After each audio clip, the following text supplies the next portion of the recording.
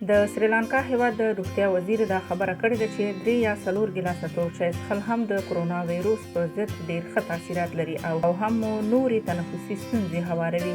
د رسنیو د راپورونو په وینا د سریلانکا د روغتیا وزیر ډاکټر رامیش پاترینا په یو ویډیو کې ویلي دي چې تور چای د کرونا وایروس په ضد ښه تاثیرات لري او د ورځې باید 3 یا 4 ګیلاسه وڅښل شي.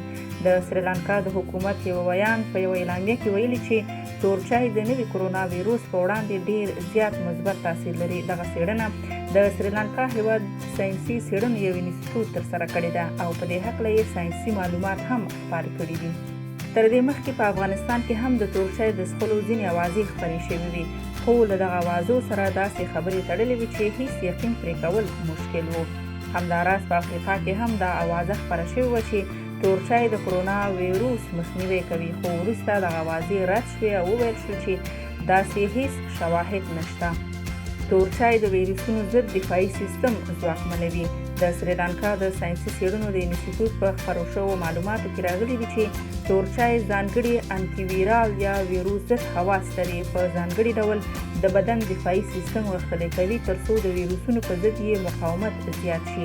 په نړۍ کې همدا اوس ګڼې څېړنې روانې دي چې داسې څه پیدا شي چې په ځانګړي ډول د نوي کرونا وایروس په وړاندې د بدن دفاعي سیستم غښتلی کړي. تر دې وړاندې چې په دې هکله څېړنې شوي دي، د تور او شین چای ګڼې ګټې یې په اثبات رسېدلي دي. په ځانګړي ډول د انټي ویرال یا ویروس ضد ناروغیو په وړاندې د مثال په ډول د انفلونزا په کنټرول کې د چایو ګټه ساینسي ثابته شوې ده. چای د انفلونزا د ویروس ډېرښت په وجود کې کمترینې اندازې ته رسوي. له همدې کبله د چایو څېړنو په دې بحراني حالت کې هیلې راپیدا کړي دي.